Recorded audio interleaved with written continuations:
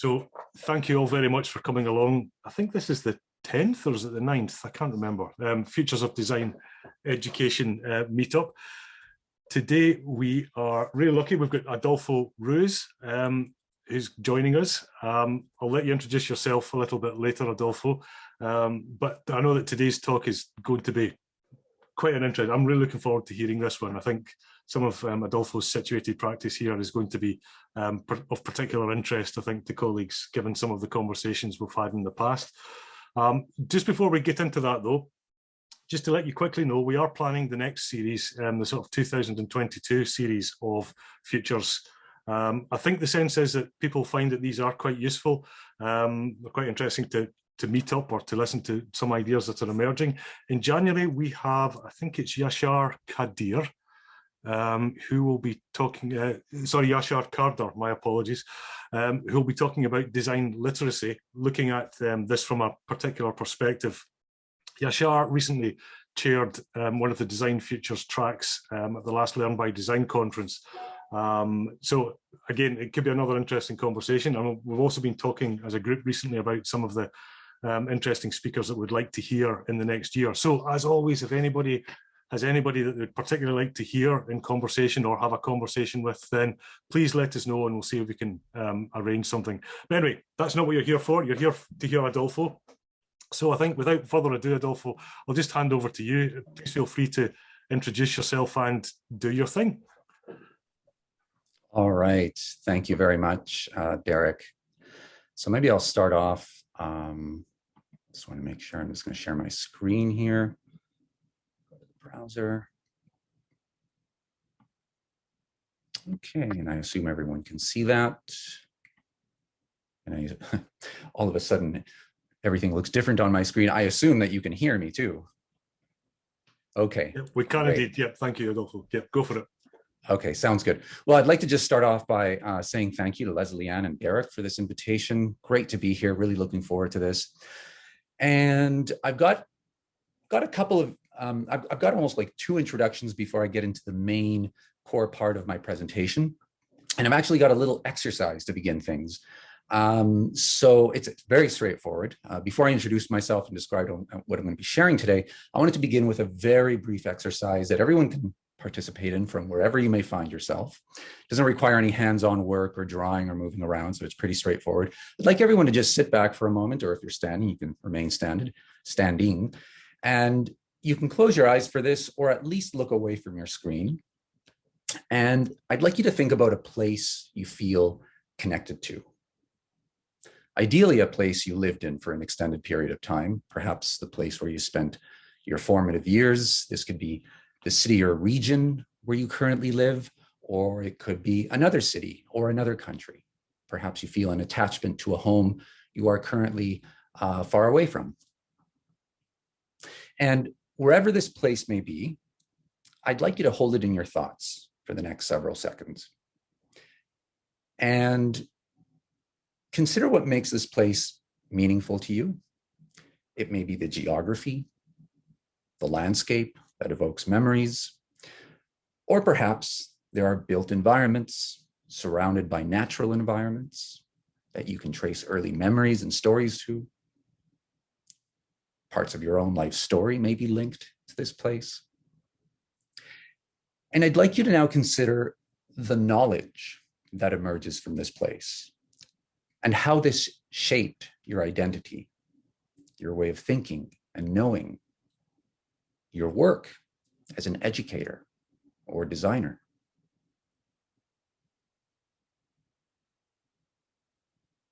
Okay, that's the end of the exercise.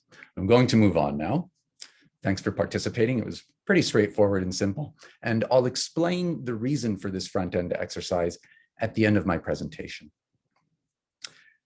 So I'm going to start things off now by introducing myself and indicating what I'll be talking about over the next approximately 20 minutes. So I'm originally from Spain, but I spent my formative years moving between my birth country and Canada, which is where I currently live. I'm in the city of Edmonton in the west of the country. My academic professional background is in visual communication design, I also recently completed a degree in human ecology.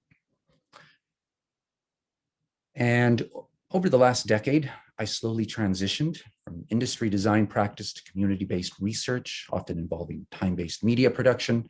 I've also transitioned during this time to full-time teaching.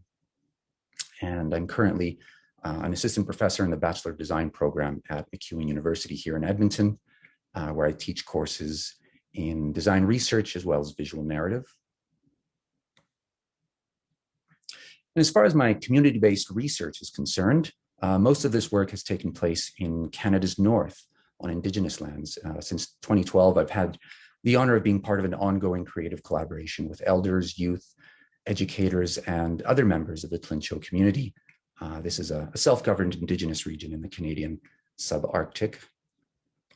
And as part of my presentation today, I will consider how design education and research may be contextualized or adapted to socially engaged and community-based contexts, specifically contexts that require us to rethink our very assumptions about knowledge and the world we live in. And my focus will be on methods and educational experiences for working with Indigenous communities in Canada's Circumpolar North.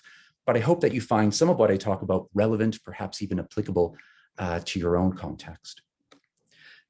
And considering the knowledge I am presenting today, I'd like to continue by acknowledging some of the members of the Tlincho community where I have worked, who contributed in significant ways to the research and ideas I share with you today. And these include Tony Rabiska, Director of Language and Culture for the Tlincho government, who you see at the top left on this slide, Rosa Mantla, Elder and Educator, Elder Monique McKenzie and Philip Drynack, very knowledgeable elders with extensive traditional knowledge of the land. And much of what I discuss today is based on teaching shared by these and other knowledge holders from the North. And through many years of traveling to the region, I've constantly been humbled by the wealth of knowledge and generosity of the Tlincho people. Through these visits, I've also become aware of the limitations of my own knowledge and worldview as a Euro-Canadian man. And I must say that the most important learning experiences of my adult life took place while on Tlincho lands. So the remainder of this presentation is divided into three parts. I'll begin with an introduction to the geographic cultural context of the Tlincho region. In part two, I'll make brief reference to my collaborative work and research on Tlincho lands. And in part three, I'll discuss the methods and spaces of learning that may inform community-based projects. Okay, so I'll start things off here in part one with an indication of the geographic region where I work. And we're looking at the Canadian subarctic and Arctic in this map. This is actually the Northwest Territories, and you can see where it's situated within the Canadian context and the smaller map on the top right. And the dotted area in this larger map here indicates the Tlincho region within the Northwest Territories. It's actually a massive area. It's about 39,000 square kilometers. And the Tlincho are a self-governed group of Athabascan-speaking Indigenous people, over 3,000 live in the region. And the largest community in the region is Betchico, here at the bottom, which is where I mostly work. I'd also like to draw your attention to Mesa Lake at the top there in the north of the region, mostly because I'll be sharing quite a few images from Mesa Lake and the surrounding area. And geographically, the region consists of dense boreal forest, Precambrian rock, typical of the Canadian Shield, and tundra in the north. And before I get into discussions about my work in the North, I'm going to briefly talk about recent and current events regarding the ongoing impact of colonialism in Canada. And this will provide further background information for what I'll discuss through the remainder of this presentation. So within Canada, the legacy of colonialism was recently addressed through the Truth and Reconciliation Commission, a commission that between 2008 and 2015 documented the impact and history of the Canadian Indian residential school system. And this was a mandatory boarding school for Indigenous children that ran from the late 19th century well into the 20th century. And it was created as a way to separate Indigenous children from their homes in order to assimilate within Euro-Canadian culture. The school system was basically rooted in Eurocentric views, which presumed cultural superiority. And the commission spent 6 years traveling to all parts of Canada and heard from more than 6,500 witnesses, and concluded with a final report that includes 94 calls to action or recommendations to help build reconciliation between Indigenous and non-Indigenous Canadians.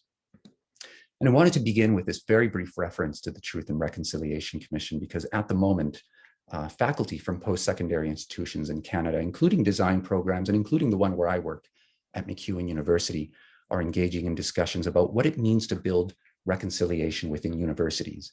And we're also talking about what it means to indigenize curriculum. All of this in response to the history of colonialism in this country, but also specifically in response to calls to action from the Commission report, which call for the integration of Indigenous knowledge and teaching methods into classrooms. And I see this important sociocultural and educational change taking place in Canada as the initial stage of a form of what some scholars refer to as cultural healing. And cultural healing in the Tlincho region is often referenced through an oral story of peacemaking between two tribes that were at war with one another in the 19th century. Similarly, for anthropologist Arturo Escobar, cultural healing involves the realization that a civilization based on the love of life is far better than one based on its destruction. And to elaborate on Escobar's words, I'd like to dig a little deeper into this idea of cultural healing in a Canadian design education context. Because to a large extent, cultural healing in this country, which consists of building reconciliation and indigenizing education, also requires reflection on epistemological and methodological foundations. In other words, cultural healing, I claim, will require critical reflection on the dominant Eurocentric worldview that informed the residential school system, as well as other colonial practices that continue to impact us today. And the implications of cultural healing for design education in Canada, I believe, are that we need to make room for ways of knowing, teaching, and practicing design that are situated outside technocratic and market-centered domains where, according again to Escobar, most of present-day design operates. So to begin part two of this presentation, I'll share this quote translated to English from Spanish. It's from the Zapatista movement from Chiapas in southern Mexico. It's also often cited by Escobar, who indicates that we need to build a world where many worlds fit. And I wanted to share this quote to start the second part of my presentation, because many of the teachings and experiences I discuss in this presentation are rooted in a relational worldview. And this is a way of knowing that largely falls outside the dominant social and economic order of the West. Relational worldviews are described in various ways by a range of authors from the global South, as well as many Indigenous scholars from around the world. In basic terms, this worldview is holistic rather than mechanistic and based on the interconnectedness and interdependence of all living things, including the Earth itself. This view also involves deep awareness, respect, and responsibility regarding our movement through and actions on the world.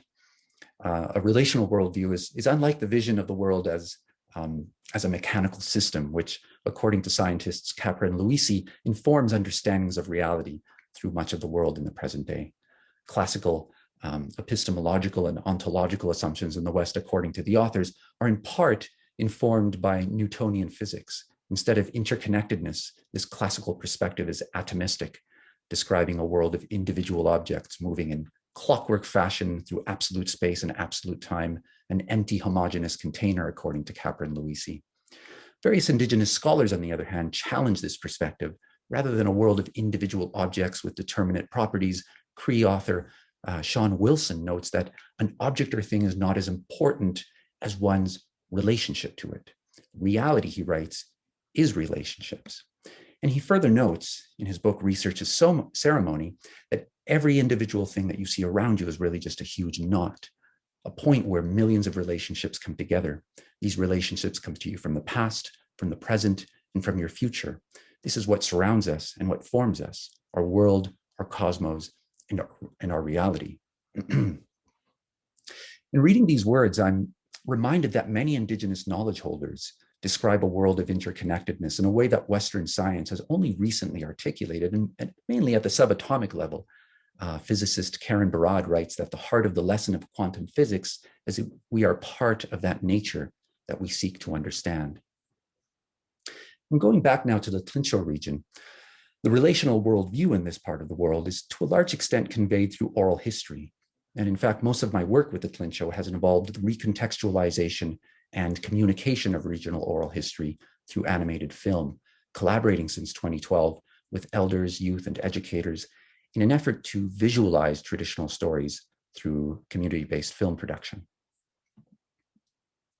And as part of this collaboration, I worked with community members in helping to develop storytelling sessions, land-based image-making workshops, and intergenerational activities through which oral stories were shared, at times reenacted, and eventually visualized with local artists and young people from the region. Through this work, our research into oral history also involved extensive travel and on-the-land workshops, during which elders described the significance of place in relation to stories. Elders also talked about a range of land-based cultural knowledge. And the relational worldview, as described by Northern elders, is inextricably linked to ecological knowledge and material culture that emerges from the very surface of the earth. And one example of this knowledge was shared by the late Plincho elder Robert Mackenzie in the summer of 2012, as he talked about the making of a traditional trap used to catch small animals during long periods of travel. And built entirely from a spruce tree, the low-lying bait reveals an ingenious configuration of horizontal logs separated by a short stick. The traditional trap is one of many examples of Plincho material culture that emerges from the land, is customized for practical purposes, and in circular fashion crumbles back into the earth. Moving forward in time more recently, my work in the North led in 2019 to initial research into curriculum that combines design practice and Indigenous knowledge. And this educational experience will be taught in the North and accredited by a post-secondary institution in Alberta. And the curriculum will emphasize the important role of ancestral knowledge and relationality while providing regional youth with visual communication design tools through which to document and communicate land-based experiences. So this is the final section of my presentation, and I'll continue now by providing some more detail about philosophy and methods and spaces that inform my work in the North. And I'll start off with another quote, which is also the title of this third section, "Strong Like Two People." And more than a quote, this is a regional educational philosophy originally described by the late Plincho chief Jimmy Bruno in the early 1970s, when he pushed the Canadian government to build a school on Plincho lands. And he did this so that young Plincho could study in the region and not have to leave home for school. And his vision for the school and Plincho education in general was that children be educated in both Plincho and Euro-Canadian ways, hence the notion of being strong like two.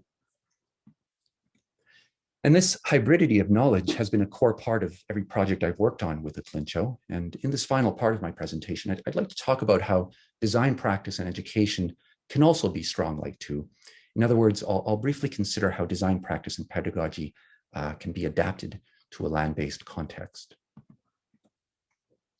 So I'll proceed by talking about methods that may be appropriate for work in this type of socially engaged context. And as design researchers and educators, we can be informed, of course, by a broad range of methods for gathering data and working with people. Methods like ethnography, along with data collection strategies such as interviews and focus groups are certainly important. However, in my teaching, I also find it useful to promote methods that help students to design with people rather than simply designing for people. And this is where a range of participatory methods rooted in the work of Paulo Freire can be appropriate, along with design-specific approaches, also in the participatory or co-design realm.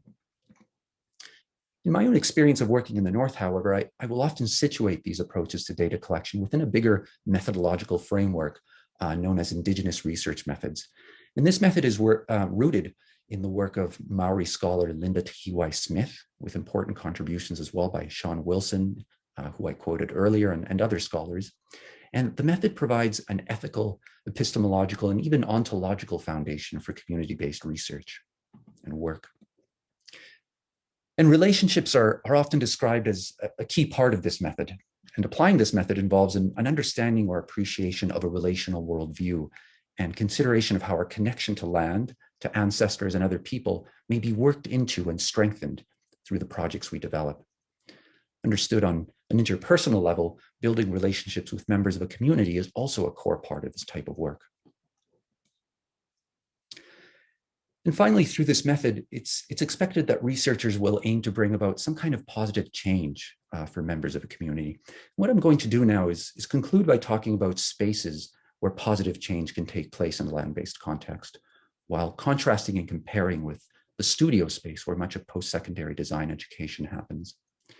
And what I'll be sharing over the next few minutes is largely based on another presentation I made as part of the pluriversal group with the Future in singular, Future of Design Education initiative earlier this year that Leslie Ann is part of. So I'll begin this final subsection here with an image of the Caribou Skin Lodge used in the Tlincho region. Traditionally, this was the primary habitation of northern Indigenous families and was in common use until the early 20th century. The Caribou Skin Lodge is a conical structure made of spruce poles covered in animal caribou skin. And the lodge is often described as a light, durable, mobile form of architecture. Traditionally, the Tlincho would literally carry their house on their back as they traveled the land. And the resourcefulness of mobile architecture illustrated by the Caribou Skin Lodge may be helpful in reimagining a key space where design practice often takes place. That is, reimagining the design studio space.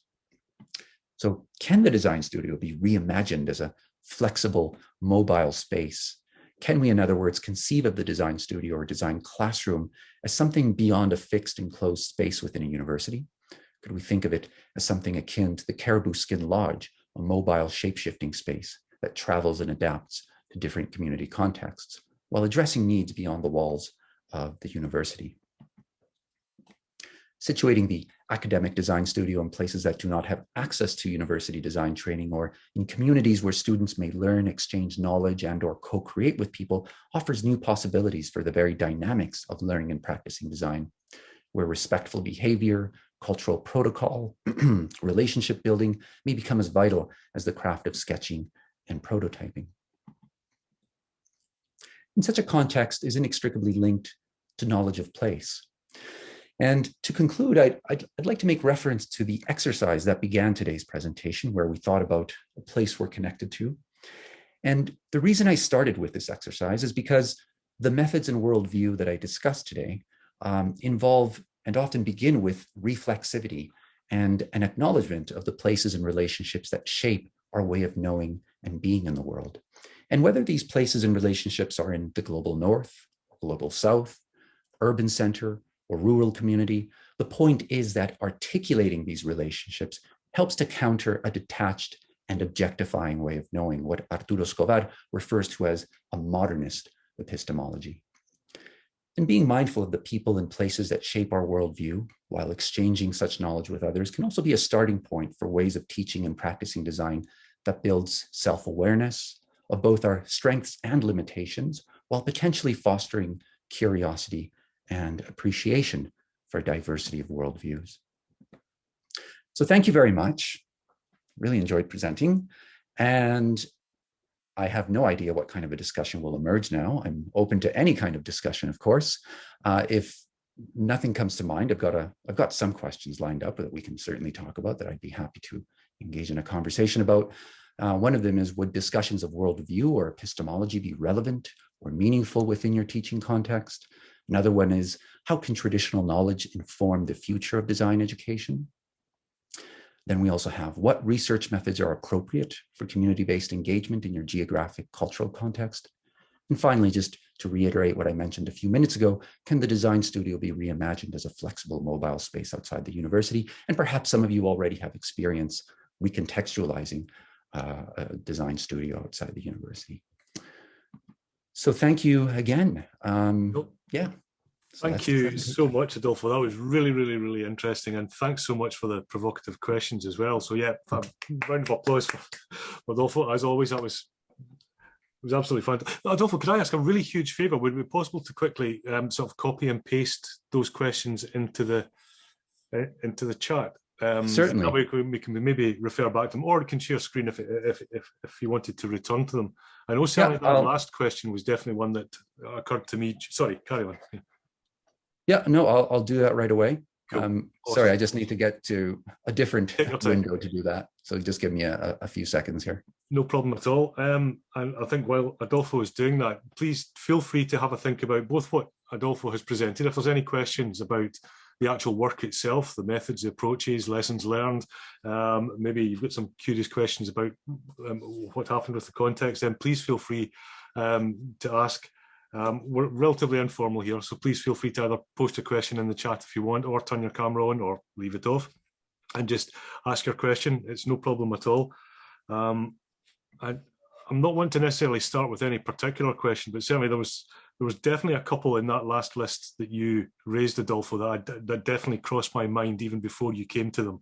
So yeah, it'd be definitely good to cover a couple of those. I won't necessarily direct which direction we might go in though with the questions. So does anybody want to, Leslie, go for it. I have a not a very deep question, kind of like a logistical question, right? So the work that you presented is your research with this community, or the question I'm asking is, I just wondered if this is your work with people or if students are involved in this process, because I kind of want to know a little bit about the student reactions if students are involved as well. Great question, Leslie Ann. As far as students from a university, no, this is my own research. Having said that, I've worked with many high school students from the North.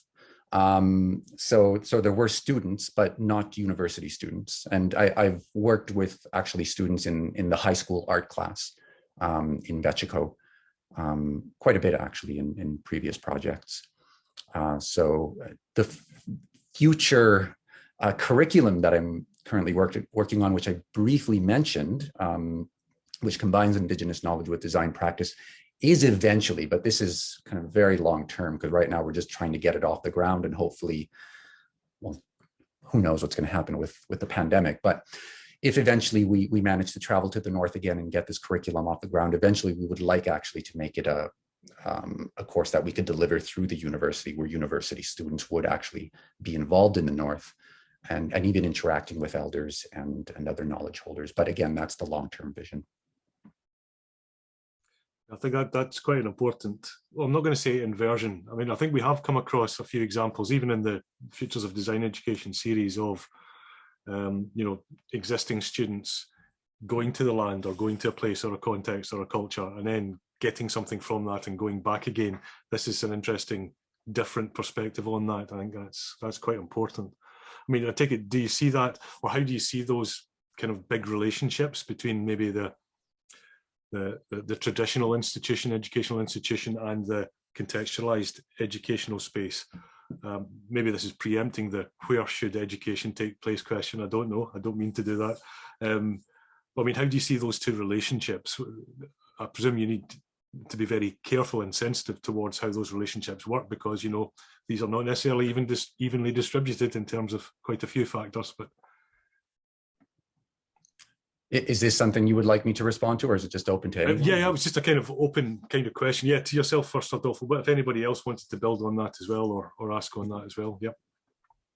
Well, I can briefly respond to it. Well, yes, this is a very important question, Derek. I mean, when I talk about knowledge holders and elders in the North, these are very important people. They're basically the PhDs of their community. So there's definitely not, I would say there's a long way to go before the academy, certainly, and I can only speak for the Canadian context, before there's a greater integration and even acknowledgement of traditional knowledge and knowledge from a community like the one in the Tlinchell region, where it's on par, say, with say what's taught by a professor within a structured university environment. I don't think we're there yet. And there's quite a bit of work to do in that respect. And actually the curriculum is perhaps a very initial exploration of how we might somehow merge those two worlds. And there's just so much bureaucracy and so many gatekeepers within the university, which prevent the sanctioned knowledge holders from communities, being, I suppose, acknowledged, recognized as educators on par with say a professor. So there's quite a bit of work to do there. I hope that in some way responds to your question, Derek. No, absolutely. Yeah, I think that's quite obvious. Yeah, I'll maybe hand over to Svetlana though. I think I'll come to you, Nicole, next. After that, I'll pick up your question in the chat. Svetlana. Yeah, thank you very much for the presentation. I should I don't know whether I have a precise question. Just wanted to share my experience because I'm, as I said quickly in the beginning, I'm from Russia, and I'm the head of the Arctic Design School. And we do kind of similar work, I would say. So we're working with communities, particularly with indigenous communities in Siberia, in the Russian North and Yamal Peninsula, and so on. So but what we do, and we have been done this from the very beginning. I mean, our school exists over 40 years now. And there was student expeditions from the very beginning. So we took the students from this design school in industrial city, Yekaterinburg. So we took them, not me at that time, we took them to field work expeditions to tundra, to taiga. So they had chance to even to travel a bit with nomadic communities. And to save a bit of historical information, some of indigenous communities in the Russian North, they still do live in such tents with hides and so on. So we had a chance to experience all these way of living and all this material environment and so on. So as we're based in the industrial design department, and our initial interest was actually to study the materiality of their mobile living. So how did they manage to be, I don't know, so mobile, so light, so sustainable in that way, so they leave no traces in that land whatsoever. And then I was wondering, in your case, as you said already, it's your own research, but you mentioned about this importance of paying back to the community, or if I'm putting this correctly, like to bring positive change to them. But what was your way to bring some results of your research to the community? Because this is the question that bothered me as a design researcher, as a teacher who takes students to such expeditions still. So I'm wondering what is your answer other than that? What is your solution, I would say?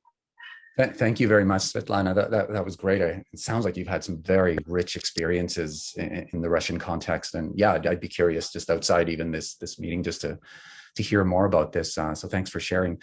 And in response to your question, yeah, that is a key part of the ethics and really the methodology as well, bringing some kind of positive change. So yes, I would say that this kind of collaborative work requires bringing some kind of benefit to the community. In my experience, and I can only just speak from my very narrow experience, it's about having a conversation at the beginning and building trust with the community and seeing what needs exist within the community that you could contribute, that in this case, I was able to bring in some way. And that's partly why I spent so many years working on animated films, because we would take oral stories and then translate them into animation. And this became a teaching tool that's used in grade school throughout the region. So it becomes a way of, I don't want to say revitalizing, because the traditional knowledge is very strong, but certainly recontextualizing the oral history through a different medium. And it doesn't replace the oral history, that's still there and it's very important. It's part of the fabric of Tlincho society, but it's a different medium through which youth can engage with oral history. So that was one, I would like to think it was a positive benefit that emerged through the work, and certainly the curriculum is another one that we're really excited to build. So I hope that responds in some way to your question. Yeah, thank you very much. Yeah. Cool. And if you guys do get together and you have an interesting conversation, let us know, because it does sound we could create a new University of the North. It could be quite interesting. Anyway.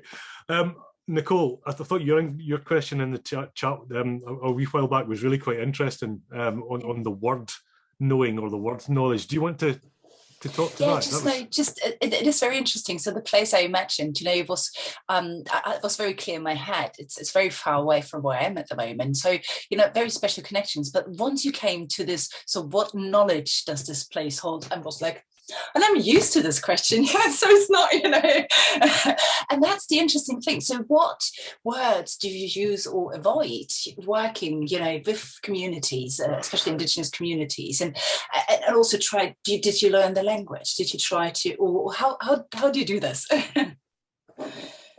So Nicole, so maybe I'll just, okay, so you said the word knowledge threw you off. And I should just say that that little front end exercise is something I've specifically created for this talk. I've never used that in any other context. And it was a bit of an experiment, admittedly. But I just wanted to begin with something that perhaps would engage everyone. And I suppose in some aspect of this relational worldview that I'm talking about. But maybe moving on now, Nicole, to your question about the kind of words that I use or avoid in my research. And I'm going to say, the first thing I'll say is that it is an ongoing learning experience. And no, there's a few words that I'm familiar with, but I don't speak the language. And I would say that, as I mentioned at the beginning of my presentation, it's been a very transformative learning experience where it's very humbling. I become very much aware of my limitations in terms of my worldview, in terms of my knowledge. And it's also an experience that really forces me to reflect on my place in the world, especially coming from a very privileged place, from a post-secondary institution, the university, and also working towards building a relationship. So this is a completely different context to anything in industry. It's also a context where, for lack of a better term, I'd say ego needs to be reduced significantly. This is not, and I don't want to say that all industry work is big ego design, but this is a very different context where we need to bring in sensitivity, building trust, listening, considerable self-awareness. So yeah, it's a very reflective, and humbling experience. And I hope that in some way responds to your question. And yes, obviously how I say things and what I say is something that I have to have ongoing awareness of. And it's not perfect. Obviously, there's things I say that, reflecting back, especially early on in my research, that I realized, well, I could have and should have said that differently. And sometimes community members will make a note of something I've said that, is coming very much from a colonial perspective. Yeah. It's great when you have the chance, that they trust you, they let you know, which is great learning experience. I absolutely imagine. By the way, I love that exercise. It's actually really good. Thanks. Yeah, I would absolutely agree with that, Nicole, because it was quite evocative, because I've just moved back to what I thought was that place, Adolfo. And when you're forced to think about what that place is and what it kind of means to you, that's quite easy to come. But then when you're asked, what's the knowledge you get from that place? We're almost trained to treat knowledge as something else, not to mention a commodity, a thing, a transactional object. And so, like Nicole, I think I was thinking, yeah, but what did I actually learn? And then if you go past that and you think, well, what mattered to you? Who helped you learn? How did you learn? What were the ways that you learned? What do you feel about learning? What was then suddenly all of this other stuff came out. And once again, it's like studio practice almost itself. The richness of being in that space is the thing itself. That's the value of the object, perhaps.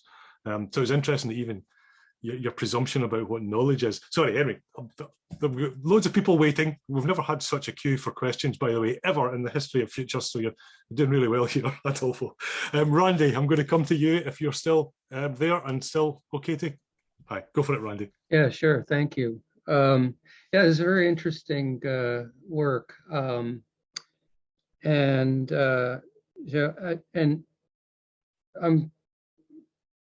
some difficult questions are sort of coming up. I'm an architect, so as an architect, I think think about structure and system and things like that. And this, I feel, is about knowledge. It's not so much about things. Things are involved or implicit in that knowing and ways of knowing. So I'm kind of wondering about that mode of exploration. What do you find emerging? Maybe particularly around maybe the theme of the slippages in systems, in what we might think of as our system and their system, if even that makes any sense anymore. That kind of dichotomy or divisiveness between peoples. Well, I don't know if I'll answer your question in precise terms, Randy. I'll do my best to at least respond or address it in some way. And you know, feel free to indicate if I'm kind of on a different track here. But I would say I can't boil it down to just saying there's two systems or two worldviews that are, I mean, in this presentation, I talked about different worldviews, and those certainly do exist. But in terms of the day-to-day reality in Flintshire society, it's not like the Euro-Canadian, or I guess I would say the Southern, because this is a Northern community, they often refer to the rest of Canada as being in the South. The Southern influence isn't there. So this is where I would say there's a real kind of hybridity of knowledge, where the land-based knowledge, intangible cultural knowledge, is still very much alive and important within the community. But there's also, you know, this is also a community which is completely embedded within, you know, social media, the technological reality of our time.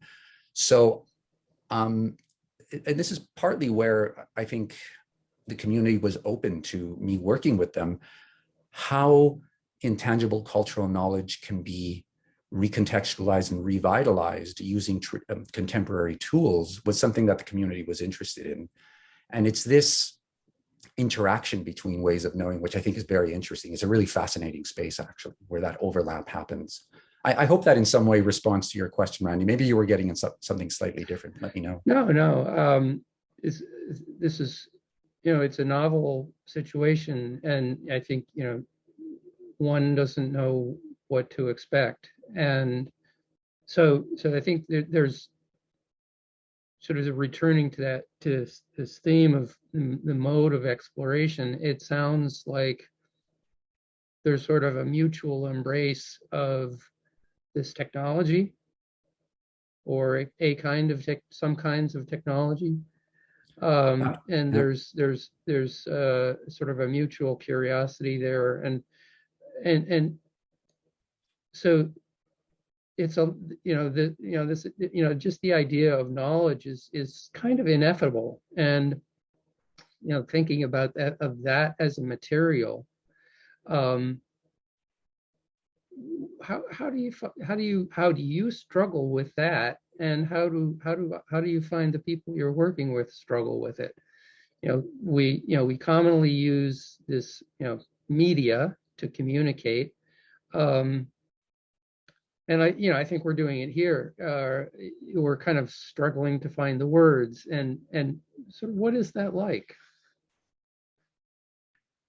Are there metaphors that seem to, it sort of reminds me of, we're hunting for something. It's like, what are some common metaphors here that? I don't know if I have a metaphor. I'll respond with a very, very brief story, Randy.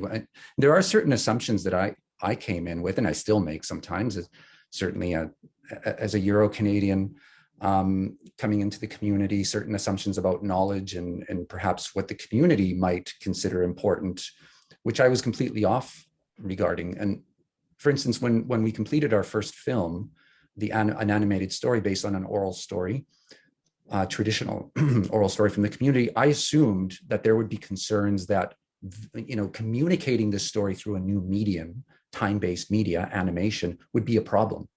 Now, obviously, had this been a serious problem, the project wouldn't have even taken off. But I thought maybe the elders, the traditional knowledge holders who shared the story in the first place, would have an issue with that. So one of the first things I said when the film was initially screened, when it was completed and initially screened to the group of elders who shared the story with us in the first place, one of the first things I asked after the screening was, do you have any concerns about this oral history being turned into an animated film? And I was expecting maybe some issues to come up. And the response from the elders really was surprising for me, because what the elders did was they proceeded to continue sharing their own oral versions of the story. And I didn't understand why they were doing this, but one of the translators told me that the elders essentially said that the story lives on. The oral history doesn't end. This is just another medium, another mode through which to embody knowledge or communicate traditional ancestral knowledge. It's not like it's going to replace it. So that to me was a really important learning experience. It's like, okay, so it's not like this is replacing anything. The traditional knowledge lives on. So that's what I wanted to share with you in response to your question there, Randy. Thank you. That's a nice response. I quite like that distinction between knowledge and knowing. It's kind of like the knowing how or the knowing of. Yeah, nice one. Okay, Matt, did you want to jump in at that point? Matt, go for it. Yeah, thank you. Thanks for your talk, Adolfo. Maybe this can get us back onto the future of design education question here. One of the things I've been thinking about, so I teach in Southwestern Ontario in Canada at the University of Waterloo in an engineering department in systems design engineering. And I teach most of our students design courses. One of the things I've been thinking about, you mentioned like the importance of relationship and developing those relationships. And so I've got these like courses that are structured around like 3-month blocks of time. And I've got 100 students in my class, and I've got like all these like logistical challenges to just like developing and building those relationships. I was wondering if you had any thoughts about how do you like escape that structure perhaps, or like if you do want to like get this into the university classroom, like what's an approach to doing that? I don't know if other people maybe have thoughts on that, because like I'm stumped and you know, I've got these big classes and these small time frames, and then the students are gone somewhere else, and I think those are all barriers to like that relationship building you mentioned. Well, and what we'll do is we can maybe insert a 3-second pause here, because then I can put a frame to this, and if you've got the answer to this, Adolfo, I'll sell it on YouTube. So, yeah, this is definitely a question that a lot of people will be wanting to talk about. Thanks for your question, Matt. I don't think I'm going to provide you with that golden bit of information there, but this is definitely something that I hope to learn more about as this curriculum that I refer to gets off the ground. One thing I will say, though, is I think it's important, first of all, as I've suggested through my whole presentation, you can't rush this kind of work. You need to build trust with the community. You need to build relationships. This doesn't happen in a matter of weeks or months, but I would say it requires years of building that connection with community members. And once that relationship is a trusting and healthy relationship is established, then you have, you build relationships with different community members, some of whom are very much connected to the land, like elders and healers. But then you also have educators who are perhaps working in high schools within the community, and these, or people even working in my case with the regional government. And these people can play a very important role. These are very important members of the community who can mediate between that traditional land-based context, which is very difficult in many ways, I would say, to connect or contextualize within the academy. But if you have the mediator and a very good relationship with the mediator, then I would say that there are ways to build workshops or learning experiences that can in some way fit the university context. And at least that's certainly my hope moving forward. So I'd say it's knowing the community well and building those relationships of trust. That's the foundation for everything, I would say. I wonder whether there's even something between those kind of like overt examples of like connecting, whether it's different spaces or different cultures or different ways of knowing. I wonder whether there's a more immediate thing that we can take. It's almost like that abstract lesson that you kind of referred to as well, Adolfo. Again, I'm totally just sketching this out. I don't know where this might go. I'm hoping that other people will have many better examples and maybe many better ideas on this. But it's almost like any student body, they also represent a multiplicity of cultures, of ideas, of knowledge structures. Even just in that question you asked, Adolfo, at the start, where do you come from? What's the knowledge of that? Now, I couldn't repeat to you some of what the knowledge is from my culture, because I would have to swear and use a whole bunch of language that's totally inappropriate. But these places of personal learning, we do still carry them with us. And I think we don't even recognize those. We suppress a lot of these in the university. So I guess, Matt, maybe there's some other little things we could do, like maybe just recognizing existing. Maybe there's like little cracks in the system that we can actually open up. So it's not just a case of saying, right, this semester it's going to be working with another space.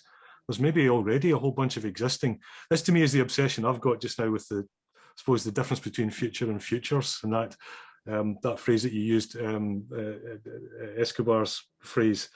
I think that's quite important as a starting point. It's like an attitude shift rather than an activity, if that makes sense. I don't know, do other people have other better? Yeah, Leslie Ann, thank you, rescue me, help. So I want to come back to your question about, which was it, about worldview. You know, like I've been thinking about that. I think that maybe the conversation about conversations like Escobar and De La Cadena, and these people have brought this word worldview to the surface. But I was wondering, how do we talk about this, right? So that was kind of like my big question. How do we bring that into the design class? How do we even talk about, are there really significant differences in worldviews in the same design class? Like I sometimes say yes, but I wonder, are there really these differences? And then how do we get people to see these differences? So I was kind of curious to hear if you've had that kind of experience of talking about worldview in a design class. And are you specifically asking me, Leslie Ann, or is this kind of? Yeah, you're in the spotlight. I just don't want to take over. I'm asking everybody, but we're asking you. Okay. I mean, it's not like I talk about it every day, and it's not something I discuss on a regular basis just because there's so much I have to cover in my research courses, but I do try to implicitly incorporate it. And I think some of these things can be done in small ways. Some of it is about the readings you bring to class, coming from outside the traditional Western context, bringing in my case, I'll bring Indigenous writers, authors to as required reading. I'll go back to the reflexivity exercise. Reflexivity to me is a very important way actually of addressing both what Derek talked about, and I think perhaps even Leslie Ann, what you've just mentioned, reflecting or being reflexive on our assumptions about our own ways of knowing. And then also digging even deeper than that and thinking about, I mean, I don't always get to know my students that well, especially now with the online teaching, and I'm still doing a lot of online teaching or mainly online teaching. But students will often surprise me with the type of knowledge and lived experiences that inform their design and that they bring to the classroom. And this is very rich. And I feel I haven't tapped into this. I haven't even skimmed the surface with this properly yet. But I'm really interested in the idea of reflexive exercises. And sometimes something as basic, and I did work on this many years ago, actually, when I was in grad school, an exercise where you say, you bring a meaningful, I mean, I got you to think about a meaningful place, but you could bring a meaningful object or artifact, which is very important to you, and be reflexive on the memory and knowledge that evokes and elicits. An exercise like that could be really interesting as well, to have this discussion about worldview. So it's not so much talking about it in a very academic way, the way Escobar or philosophers will talk about it, but it's more about tapping into the knowledge we already have and having a discussion about the different ways of knowing that already exist within a student body, for instance. Yeah, and also wonder, just when you're talking about that, the difference between perhaps worldview and then your kind of context and the way you talk, it maybe goes back to what Nicole was talking about in terms of language as well. I wonder whether these two things are completely, transferable. The reason I'm saying that is because there was a thing recently, it was a critique of, well, not a critique, it was actually exploring one of Plato's dialogues, believe it or not. So we're going right back to Central European philosophy here, but he sounded really South American. It sounded really Paulo Freire. It sounded really, because it was just question after question, exploring not what the position was that you were holding, but what your worldview was as a result of that. And for you to confront your worldview and to see that that's the way that you go about the world, that was the whole point of, apparently. And it struck me as very similar to that kind of notion of emancipatory sort of approach that Freire would take. It's that when you realise that that is the way you go through the world, that can be quite a scary epiphany sometimes, and that's quite a powerful thing. So yeah, maybe that's a bit too much for design students in the first year, perhaps, Matt. But you could work up to it, and. Right, we've got a couple of minutes left. I'm very conscious of the fact that A, we are running out of time, and B, that we haven't answered any of Adolfo's questions, although hopefully maybe tangentially we actually have. There was one that I did want to touch on. It was round about where design education takes place. I think maybe we have kind of covered it a bit, but I thought that was an interesting one, just in terms of space not just being a geographical thing or a spatial thing, a physical spatial thing, but also in terms of time, in terms of culture, and even in terms of permission, like who gets to do this and how they get to do it. I don't know if anybody wanted to pick up on that one or any of Adolfo's questions. Did anybody want to have a go at them? If not, I will return to Randy. If we can have a brief one though, Randy. It would be really greatly appreciated, because we really try to keep to time. Well, yeah, so this reminds me of like Don Norman's 3 levels of design: visceral, behavioral, and reflective. And, just not to, belabor it, but how do you begin to, and it kind of feels like we're circling around this sort of techniques of noticing those slippages of, that where our systems are changing or our systems are different, and sort of catching yourself seeing that. Like, how do you do that? And it's sort of a rhetorical question, but and just maybe you have some other experiences that you could relate.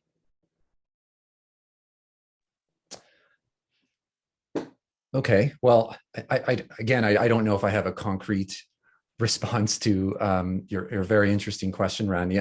To me, going back to the importance of reflecting, being reflexive and reflecting on my lived experience is a really important part of both as an educator and as a researcher, practitioner. Really significant.